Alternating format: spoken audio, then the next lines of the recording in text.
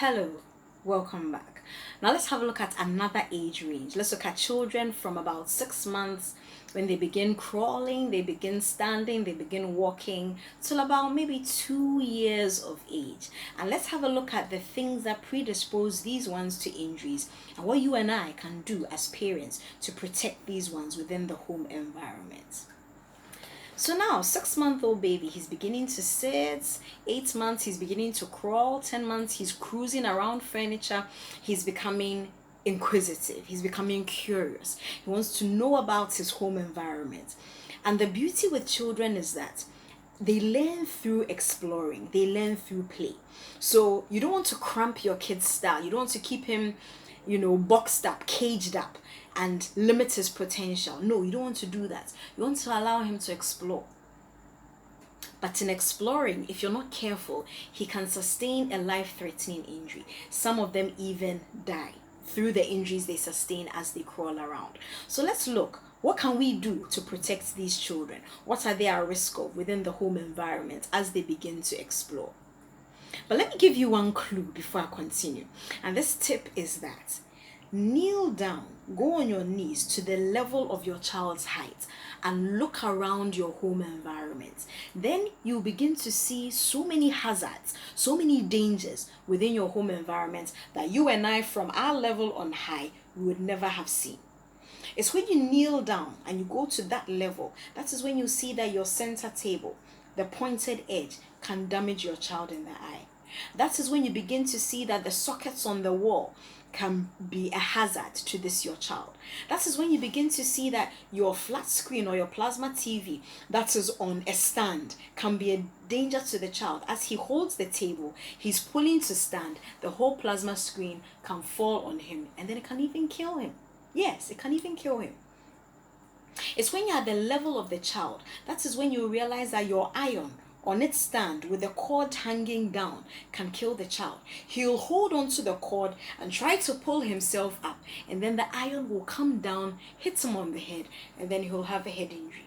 If he doesn't die, he may end up as a vegetable. So if you go down to the child's level, you begin to see so many dangers in your environment, in your home that you and I had thought were safe, That's when you begin to see that if you're not careful, it can be a death trap for your baby. That's when you begin to see that things as simple as, your coal pot on which you cook, you fry a red plantain. The handle of the saucepan on which you fry can actually tip the hot oil onto the baby as he's crawling past it. So as soon as you're done listening to me, don't go away before I finish talking. But as soon as you're done listening to me, just kneel down to the level of your child's height within your home and then look around the home environment and look for potential dangers and then secure them. So now let's look at some things.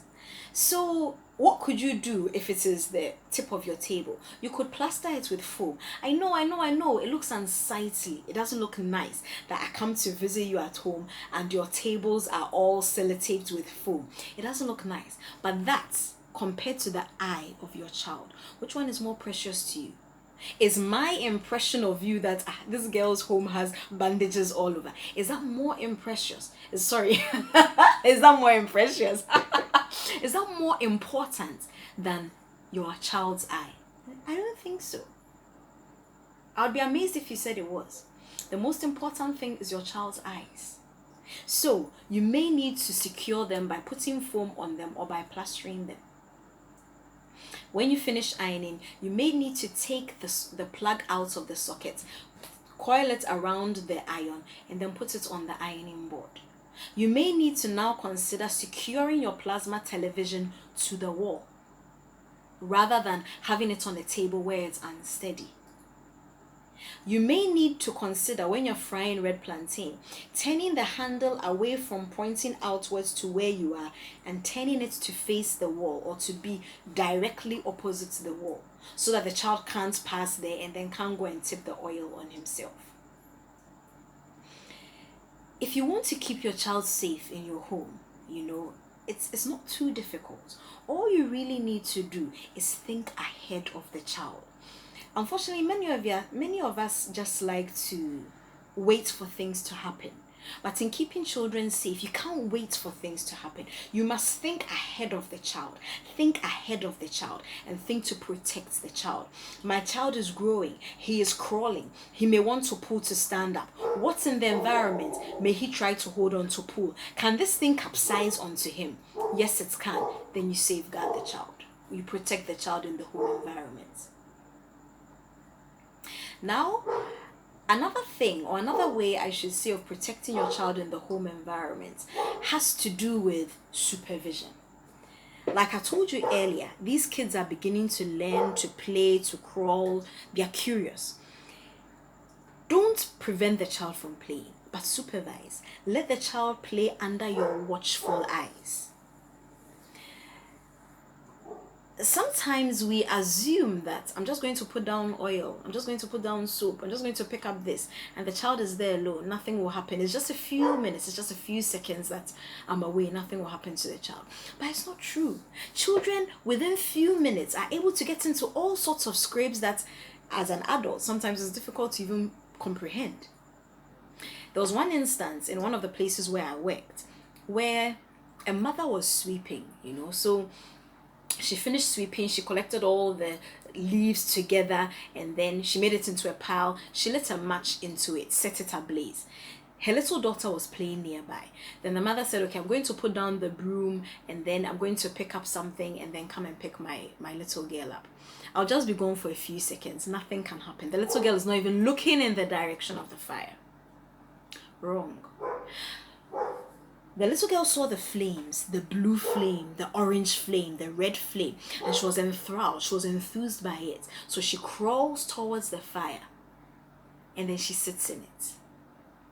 You and I, adults, we know how to escape from trouble, from dangerous situations. You know how to extricate ourselves. But the little ones don't know that. That sense of theirs is not fully developed. So she just sits in the fire, and she's just crying. By the time she's brought to us in the hospital, the arm is gone, the hand, is gone. We have to amputate it. And her whole private perineum towards her anus, it's all bent up. It requires multiple surgeries to be able to correct it. Is it worth it? Just a few minutes. Put the child behind you, on your back. Carry the child away. Bring the child back. A few minutes. Now it's a lifetime of sorrow for the mother and for the child. So it's so important that little children, you keep on supervising them. Keep your eyes on them as they go around, as they play, whatever they do, keep on supervising them. A little child, by virtue of his body, their heads are huge and they weigh a lot. So a little child can stand looking in a basin of water. He'll be wobbling back and forth, and then he'll fall in. And a little child can drown in a little bit of water. Water that you and I will just cover our face. We'll take our head out and then we'll wipe our face clean. I dare not touch my face, otherwise I'm going to wipe off my makeup. So you and I will just come out of the water, wipe our face clean, shake our head, and then we are gone. But for the little one, he will lie in, his face submerged. He will not be able to extricate himself, and then he'll end up drowning. Can you imagine drowning in such a small amount of water? Supervision is key. As parents, as adults, as caretakers of little children, whether you have a school, whether it's your babies at home, whether you're caring for someone else's babies, supervision is so important. It's so important for you to keep your eyes on the little one so that we are able to protect them, keep them healthy, and then let them grow up to become healthy adults without sustaining any disability from a home injury or even losing their lives from a home injury. I am Dr. Aduma Odame, and I'll be with you shortly to discuss another age and the problems that they are predisposed to. So stay tuned. Don't go anywhere.